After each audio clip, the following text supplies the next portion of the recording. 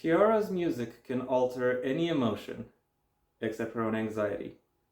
17-year-old Kiara sings inspiration into the city of Pearl from her exile in an enchanted tower. Although everyone feels her magic, only the Chancellor, her stern guardian, can access the seaside tower. But when her song lures a vivacious explorer who bypasses the enchantment, Kiara breaks her isolation for a taste of adventure.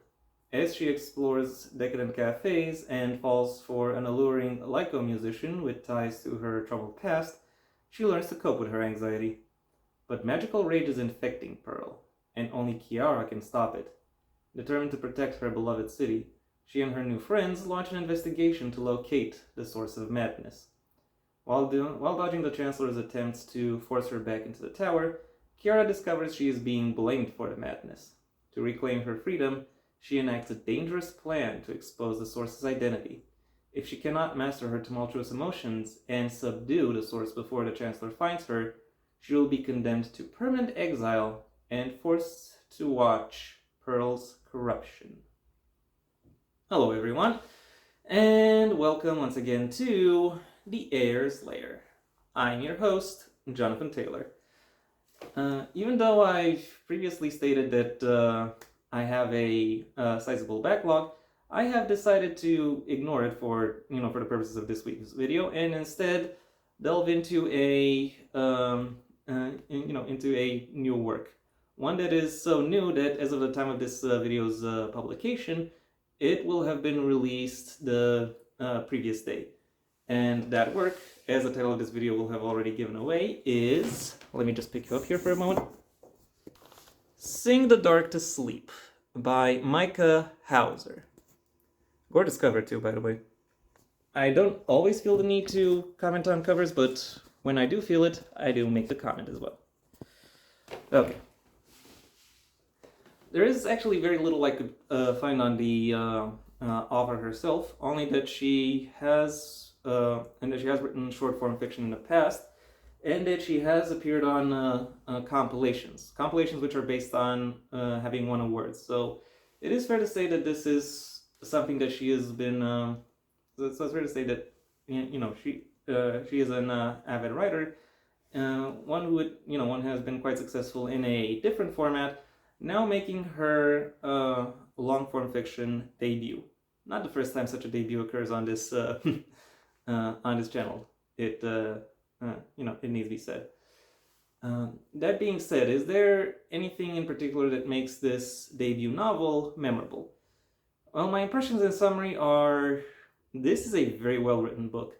It manages to take a very personal issue and expand upon not just the issue itself, but also its ramifications, exploring what what impact they have on both a personal as well as a social level. A Hollywood-esque adventure story as well as a coming-of-age narrative. This book is written in a very captivating and eye-catching manner, and it wears its heart on its sleeve and becomes that much better for it. So if you are looking for the next touchstone, milestone, high watermark, whatever you want to call it, in terms of YA fiction, then I think it is pretty safe to say that this book is probably it. And now that I'm done with the broad impressions, it's time I delved into some specifics. The plot of this book follows Kiara, a teenager who has spent roughly a third of her life in a quasi-self-imposed exile. Shortly before her 18th birthday, she is found by a mischievous young man who shows her kindness and slowly coaxes her out of her self-impositions, inviting her to take part within a society that she has up until then, for the most part, only really seen from above, Hunchback of Notre Dame style.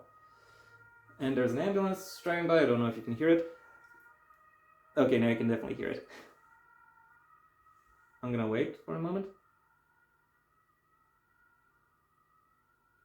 Okay, I'm gonna assume it drives off eventually. Now where was I? Oh yeah. Kiara is just a way to to mingle within this community. As this happens, however, there there is a series of attacks that occur seemingly at seemingly random throughout the city. And once it becomes clear that the powers that be of this community do not have any intention of actually stopping these attacks, Kiara and her newfound circle of friends decide to take it upon themselves.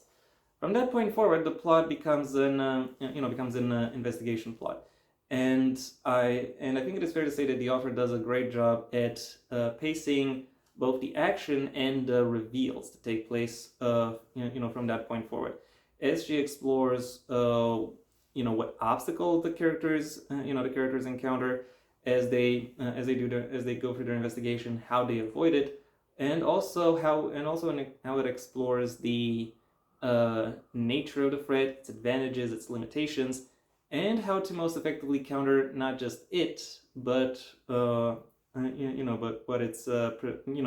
its protections as well. It is it is very well presented and leads to a very satisfying climax.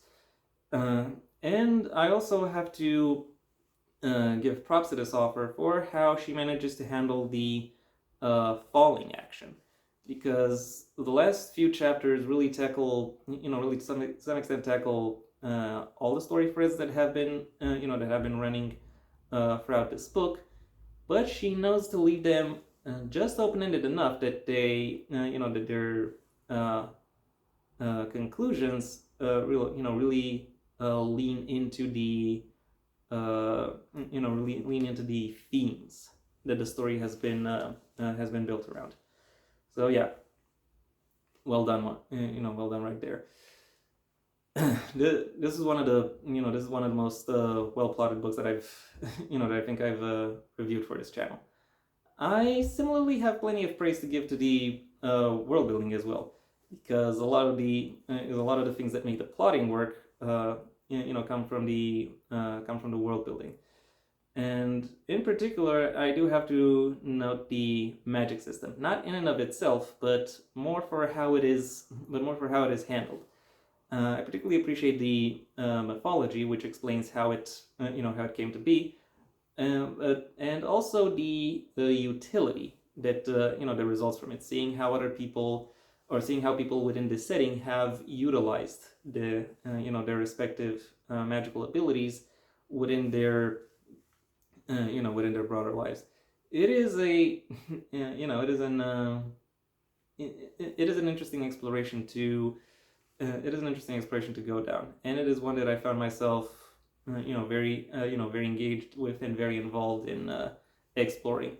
Another thing that makes this book somewhat distinctive is the fact that the technology present within this within it is actually contemporary to the audience.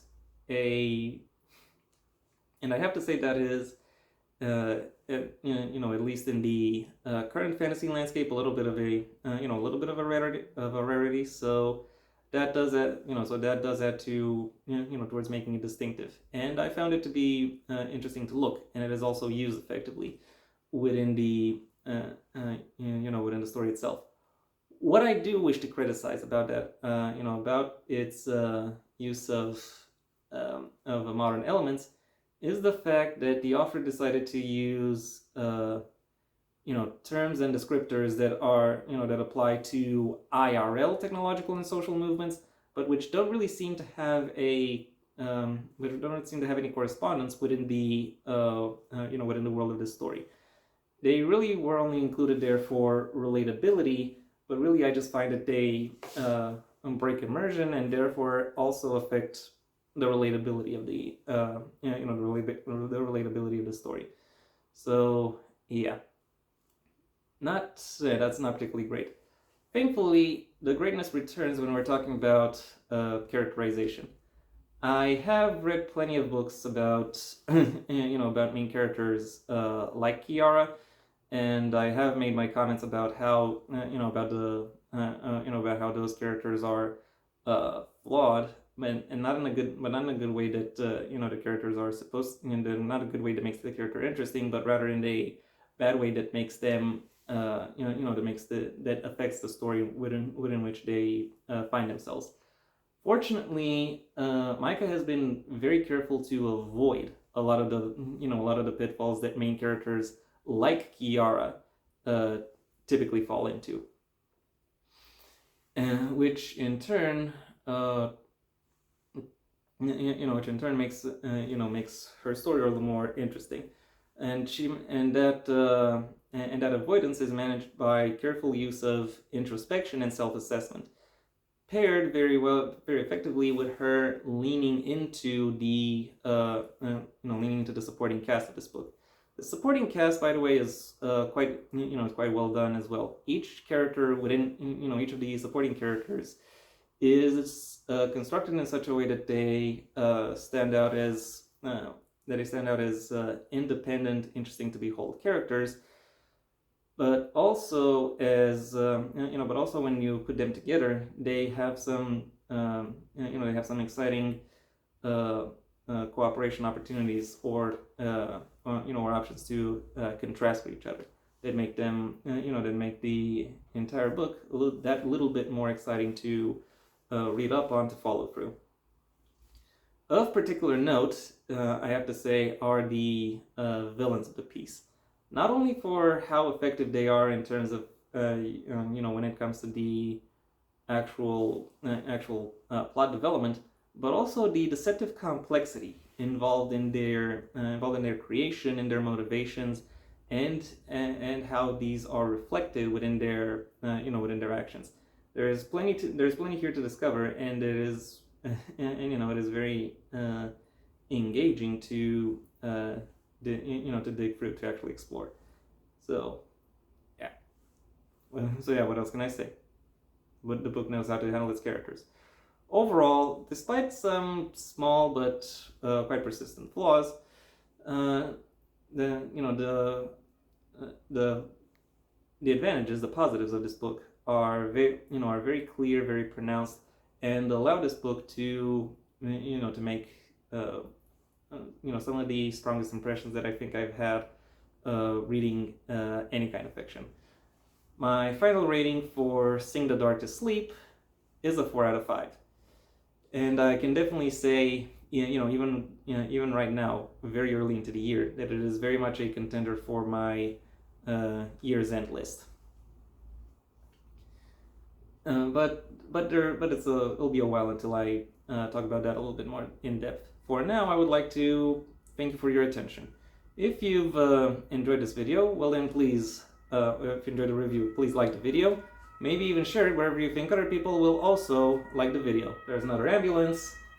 I guess a lot of people are getting, sick or injured these days for various reasons. Anyway, as I was saying, like, share. If you have anything to add, either to the book itself or to my review of it, that's what the comment section is for. And if you want to see when my next video is about, or when my next video is coming out, well then please subscribe. And ideally also ring the bell or do whatever else YouTube will ask of you in order to keep you notified. My books, the first of my own Heir to the Empire series, The Next Generation on a Path Not Taken, are available at various book retailers under their respective master links in the description down below, right past my social media links, which I also suggest you check out should you choose to. And given my third book is is on the way, I might just have some updates on my social media as to that third book. So now might be as good a time as any to actually choose to follow me over there. I also have a second channel where you can hear me talking about whatever else crosses my mind that'll typically still be related to narrative analyses, but of works outside the print medium. So if that sounds like it could be of interest to you, then go ahead and check it out. If however you want to hear more about my thoughts on the print medium and selected works therein, well then I suggest you stay on this channel and go through my backlog, where aside from an embarrassment of riches when it comes to book reviews, I also do book rewriting videos, writing advice videos, as well as other videos on a variety of miscellaneous connected topics. Maybe some of that will appeal to you. If you don't think that, that's the case, well then you can Feel free to do whatever else you want with the rest of your day because it is your day after all. And yeah, that was it for me. So until next time, I am Jonathan Taylor, and this has been the Heir's Lair.